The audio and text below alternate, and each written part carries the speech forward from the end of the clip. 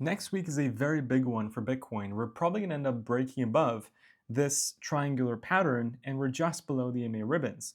And I think a point in history where price action was very similar was actually back in April of this year. Back in April, you also had a descending line of resistance. The EMA ribbons on the daily were bearish. You were able to break into them, consolidate between them, flip them bullish again, and go back to the upside. But the mechanics of that price action and this price action are a little bit different, and that's what I want to cover in today's video. Go over my expectations, look over some important topics for the week, and call it a Sunday afternoon. Today, I'm tuning in from a place where I was sitting down on my computer approximately 11 years ago, around the same time. I was not analyzing charts, that's a joke, but I was doing some research on my computer, and my aunt says that I was looking at the prices of gold because I was actually buying gold back then to hedge my money. I didn't quite understand the concepts of inflation, but it sort of felt like the right thing to do. So there you have it, right? That's Crypto Kid 11 years ago in the same setup that he is in today, and it feels quite nostalgic. Let's jump into the Bitcoin price action, and then I'll get into the important news that we need to cover. So daily time frame, we spoke about the pattern in yesterday's video, but I didn't bring you the similarities of current price action with April's price action. We're just below the EMA ribbon, so we're not even consolidating inside of them, and Bitcoin was doing that back in April. You consolidated inside of them, you had a bullish formation, and then you broke towards the upside. Currently, we're still below all the resistance that is above us. And I'm not too happy about that. The decisive price move of where Bitcoin is going to go to will take place most likely next week because we've come to the end of this triangle. So we're most likely going to do that. And there's only two things that we can do. One is we somehow break above all the resistance, and I would love for Bitcoin to do that because I'm overall long on weeks. And if you're looking for a place to be trading Bitcoin or cryptocurrencies, you can go to this card at the top right hand side, which will teach you how to trade. And you can sign up to weeks using the first link in the description down below. That is where I'm personally trading Bitcoin and cryptocurrencies with a majority at the moment.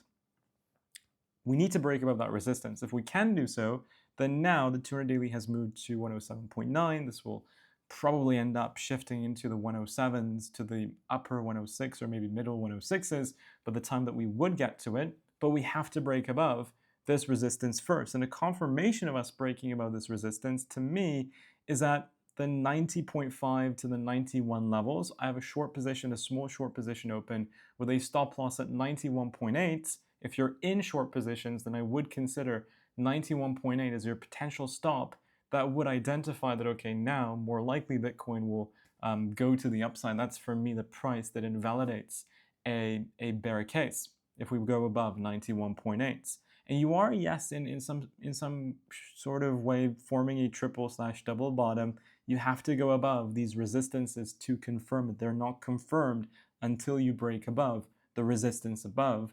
And that's what most people get wrong. When I look at this price action, from the looks of it, it looks a little bit more bearish than it does bullish. I'm long, I'm nets long. I have a short hedge position. Trading wise, there isn't anything new that I'm doing. I am a little bit more bearish. When we look into April on the weekly RSI, the weekly RSI was above 40, right? So this was above 40. The parabola of Bitcoin was still intact. Currently, we're below 40. This capitulation is different to the April price action in many ways. When you go to the weekly, the more macro, the more important time frame, Bitcoin is in this time frame below the EMA ribbons, whereas on the weekly, we're still above them. So it's different. It's not the same. This capitulation is not the same. A lot of people are in denial that we're still in a bull market and things are going to be amazing going into next year. But I strongly believe it's denial. There are so many similarities of bull into bear market transition. To me, that is exactly what's happening. The only difference that we could experience is maybe instead of a 70-80% correction to the downside, maybe we only do like a 45-50% correction from all-time high, and we just consolidate until Q4 next year. And I think both of these things are horrible. I think the consolidation is probably even worse because in consolidation, there are less opportunities to make money in the markets. So both of them are not good things, but I think maybe a drop would actually be better for trading setups and making more money from trading. All I'm looking out for next week is, are we going to break above that 91.8, the 91.5, or is Bitcoin going to break below the support of the symmetrical triangle and scoop up liquidity below 7,400, which was the lows in April, and that's where a lot of liquidity to the downside is currently sitting at. When we go into things like Ethereum, and the rest will follow Bitcoin. I'm not a fan of what I'm seeing on Ethereum. This clearly looks like a huge head and shoulders pattern. You're below the MA ribbons. You got rejected from Ethereum's 200-day moving average. We're just testing the support line of this bigger, greater head and shoulders pattern. There was a more micro one there, which we talked about in cold. But if we break below, then it's likely that Ethereum can come down into the support line of the macro ascending triangle, which is bullish. For the long term, it's super, super bullish. But until we get altcoin season, which would only happen with liquidity, within that meantime, it does make sense for Ethereum to come down and correct all the way at 2.1. And even if you were at 2.1, Ethereum would still be bullish. So keep that in mind. I'm mostly Bitcoin and stable coins.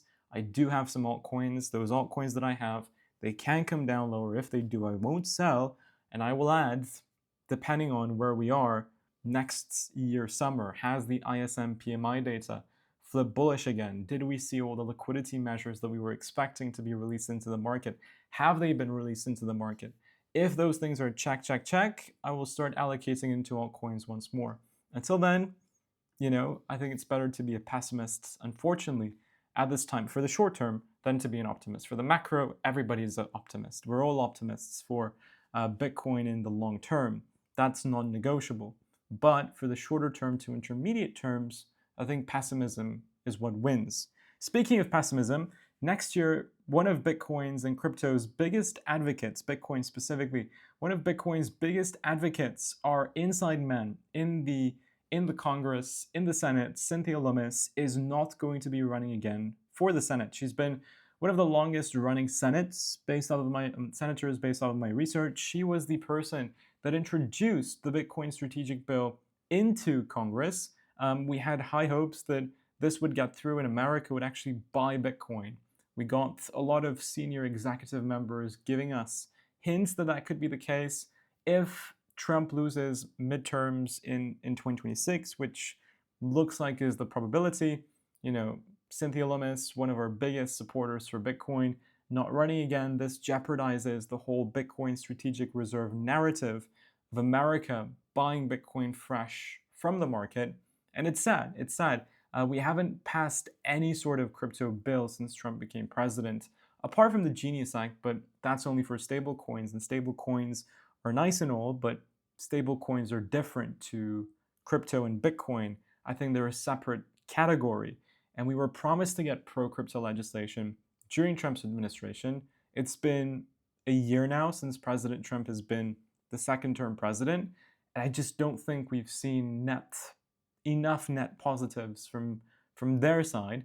Yeah, there's some good stuff, and the sentiment is good, but you look at the markets, and there hasn't been anything that's been impactful for the prices specifically. You had the mini altcoin season in December, January. That was mostly from liquidity, and that was from the Trump and Melania meme coin that ended up going to zero.